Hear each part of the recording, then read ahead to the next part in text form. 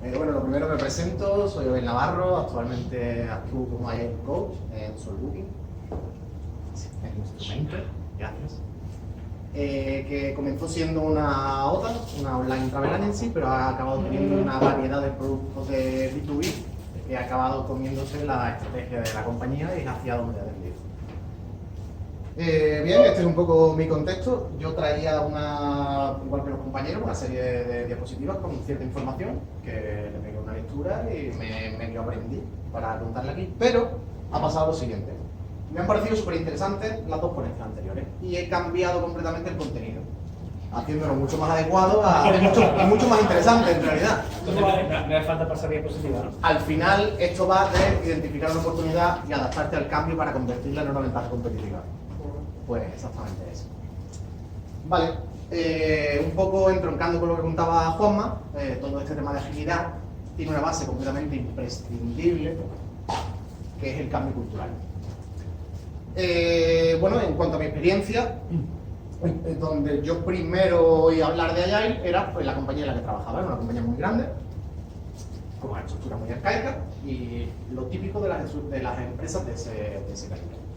Solo que hay un momento en el que oyen que hay una manera de desarrollar software mucho más funcional y a los managers pues les encanta. Oyen algo y además leen el título del libro que escribió uno de los escritores del manifiesto, que encima dice que es Scrum el arte de hacer el doble de cosas en la mitad de tiempo. Gracias. No es eso, ni mucho menos.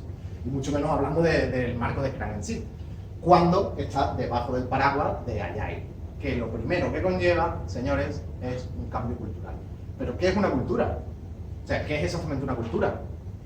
Pues no deja de ser una serie de valores que comparten un grupo de personas. El qué quieren, hacia dónde van y el cómo lo están haciendo. Eso es una cultura. Y si no compartida por todas las partes de un grupo, pues empezamos a tener diferencias.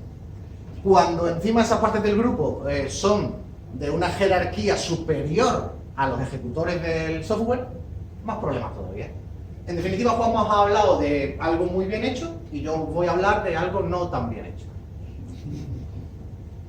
Bien, voy a usar la varita mágica. Genial, a mí no funciona. Vale, pues creo que todo el mundo entiende lo que es esto. Que es una jerarquía que no le he puesto más niveles porque no cabía. Pero lo normal es que haya bastantes más que eso. ¿Cuál es el primer error que cometen las compañías cuando intentan implementar Agile? Pues lo primero que suelen cometer es intentar encajar la estructura y los roles ágiles dentro de esto, que no tiene maldito sentido ni hay manera de hacer que eso funcione, lógicamente, principalmente porque son dos filosofías diferentes, ¿no? Bueno, pues Program Manager, todos los roles y lo que hacen simplemente es cambiarle la etiqueta. Pues este señor de aquí ahora va a ser Scrum Master. Y estos de aquí van a ser dueños de producto. ¿Por qué? Estos van ahí simplemente. No hay un sentido, no hay un pragmatismo detrás de eso, de manera que ya te avisa de que no va a funcionar mucho. Pero probamos y vemos que no funciona, claro. ¿Qué otra manera hay de hacer las cosas si no en un entorno complejo, si no es probando? Vale. También a colación de lo que nos contaba Juanma, que era más que interesante, aquí tenemos la estructura que siguió Spotify. Spotify fueron ágiles y generaron una estructura que les funcionaba. Por llamarlo estructura, porque sí que se replica, pero si os dais cuenta, no es para nada como la anterior. De hecho, aquí lo que tenemos son habilidades. Como nos comentaba Juanma, pues dentro de un squad lo que tenemos son diferentes necesidades cubiertas con gente con ciertas habilidades. No es ni más ni menos, son las necesidades lo primero que hemos identificado y luego hemos configurado el equipo para cubrir esas necesidades. Esto no es casualidad, el dueño del producto es calvo y es porque es Steve Jobs. Se han buscado al más famoso, esto por supuestísimo no lo he hecho yo. Y se ha buscado al más famoso precisamente por eso. Es un muy buen ejemplo de alguien que tenía el cliente en el centro y que solo buscaba el valor. ¿Qué más tiene una squad? Este ejemplo de squad. Pues la gente de front, la gente de back, QAs y algún señor Scrum Master que le ha puesto un antifaz, no entiendo exactamente por qué. Pero bueno, tiene un antifaz puesto. Rollo superhéroe o algo así, debe ser. ¿Qué cosa que ha comentado Juanma no está aquí representada? Los gremios. Que un gremio vendría a ser, pues, un grupo de personas que tiene cierto background sobre algo específico. O bien porque hayan generado algún producto anterior, o... ¿Me salgo de plano? Sí, sí. Gracias. Conocimientos por haber generado algún producto anterior, o cualquier... o simplemente porque lo trajesen de antes. Al final, un gremio, un grupo de personas que tienen un conocimiento específico de algo y al que vas a poder acudir cuando tengas una necesidad de ese tipo. En este caso, serían horizontales. Normalmente el conocimiento está en la gente del mismo perfil, pero no tendría por qué. Porque al final esto también va, el concepto de DevOps, eso de juntar a desarrollo con operaciones, no deja de ser amplía tu perfil de manera horizontal.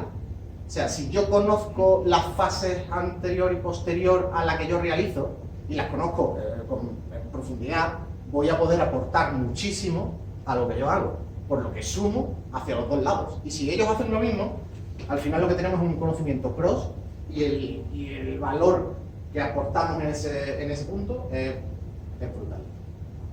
Porque además hacemos las cosas con un conocimiento lo más amplio posible. Vale, como me he cargado todo lo que he escrito, pues me he hecho un par de notas mientras fumaba. Así de ágil. Vale, pues siguiendo con el tema de mi historia, ¿no? Y de cómo fue mi primer contacto con el tema de la agilidad, pues imaginad cómo se puede encajar esto aquí. No hay manera, no hay manera.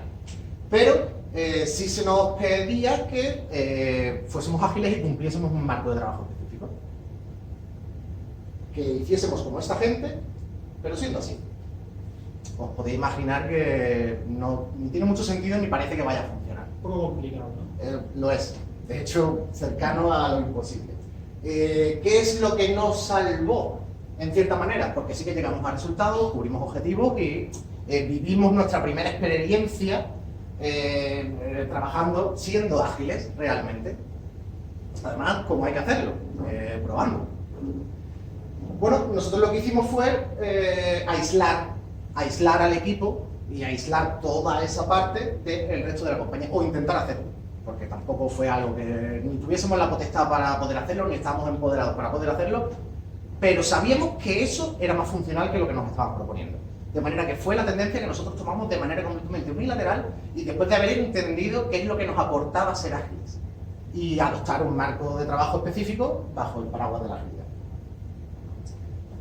¿Vale? Pues cuando lo que deberíamos estar haciendo era esto, ¿no? Que es el concepto de Scrum como tal más puro y sobre una base de agilidad total, transparencia, comunicación. Bueno, creo que Juan me lo ha explicado bastante bien, creo que no se ha dejado absolutamente nada. Con un medio de comunicación ágil, con una manera de representar gráficamente nuestras tareas o los flujos de trabajo. Cuando es esto hacia lo que deberíamos haber entendido, si hubiesen entendido la filosofía, en realidad lo que acabamos haciendo eran pequeñas cascadas.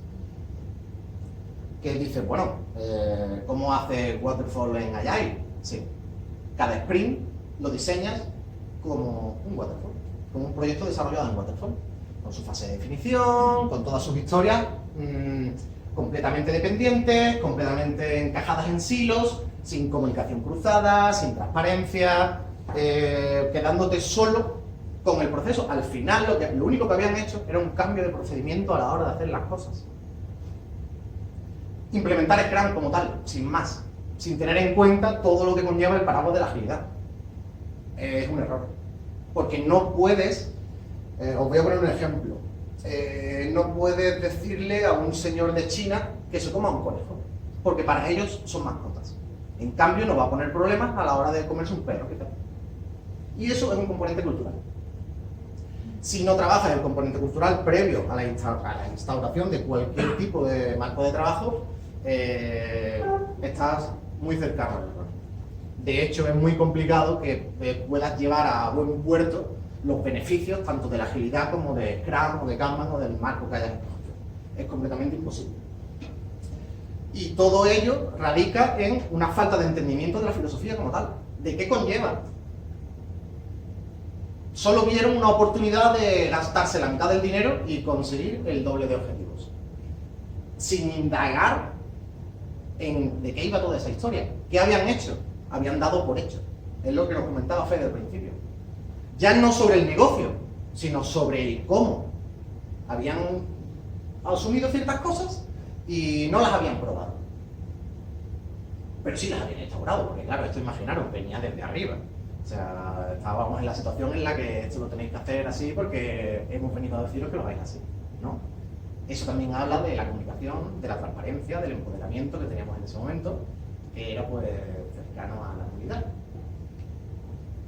Y bueno, a grandes rasgos esa es la experiencia que vivimos. De hecho, hoy aquí hay varios compañeros que han vivido esa experiencia conmigo, saben de lo que les hablo porque lo han vivido en primera persona. Y bueno, algunos de ellos han tenido experiencias posteriores a aquello, de manera que han podido aplicarlo también de una manera como nosotros lo entendimos en aquel momento. De esa forma lo que hacíamos era corroborar nuestra prueba. Sabíamos que la aplicación era adecuada tal y como lo estábamos viendo, porque habíamos podido probarlo y obtener resultados de esa forma. Ni más ni menos. Dicho esto, me gustaría hacer esta parte... ¿Cómo voy de tiempo? Un par de minutos. Sí, vale, pues dicho esto, simplemente quiero que os quedéis con el impacto de cada una de las imágenes que os he puesto, porque realmente el discurso no iba en esa línea, pero bueno, creo que aporta mucho más en esta línea, dándole cohesión un poco al discurso de Juanma y al de Fede, y haciendo ver que al final, en cierta manera, aun siendo entornos muy diferentes, hay ciertas cosas que sí hemos vivido de manera similar y que posiblemente cuando vosotros llevéis esto al terreno también os vayáis a encontrar. Al final es eso lo que creo que aporta. Yo te quería preguntar una cosa, porque yo eso lo he visto en muchos sitios. Además es una cosa muy típica que te acabe pasando eso de decir, no, somos Agile, ¿qué es agilidad? No, agilidad es Scrum. Exacto. Además todo el mundo te empieza ya a deprimirlas. Oye, ¿quién es el productor? Tío, eso es Scrum. Hay muchas más cosas, mucho más grande. Es el clásico error. Y el problema esto de tener los waterfall, los proyectos en waterfall, porque al final además te dicen, ni siquiera intentan las soluciones. La solución está completamente diseñada, me la tienes que hacer en 4 meses, exacto, pártemela en proyectitos y te tiras 4 meses para hacer eso sin probar nada. Exacto. La gran pregunta de después es cómo sales del ciclo. ¿Cómo cambias eso? Porque aquí hemos hablado y me ha resultado muy interesante lo que ha comentado Juanma de la parte de cultura y demás. Ya veréis, Alberto, yo es que he visto la presentación de Alberto y sé que también habla de todo ese tipo de cosas. Pero esto que tú comentas es algo muy típico y es algo que se da en muchísimos sitios. Exactamente. La pregunta es, cuando a tanta gente se le da, ¿cómo salimos de esa manera? Yo tengo una teoría. Y hablo de teoría porque no he logrado ejecutarla para obtener el resultado del ensayo error, que es lo que hay que hacer. Y es simplemente basándote en los resultados.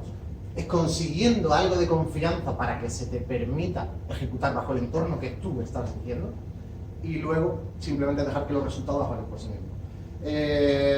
Yo creo que en el 90% de los casos van a acabar dándote la razón cuando vean la ejecución y el valor que has aportado al producto final. Yo creo que ante eso no queda más que rendirse. Vaya toque de efecto lo de la luz, ¿eh? Sí, brutal.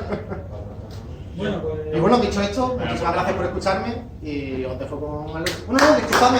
¡Ay! La pregunta de Juan. Nada, que era un poco más de reafirmar lo que he hecho. Perfecto, pues ahora sí. Ah, sí, ¿no?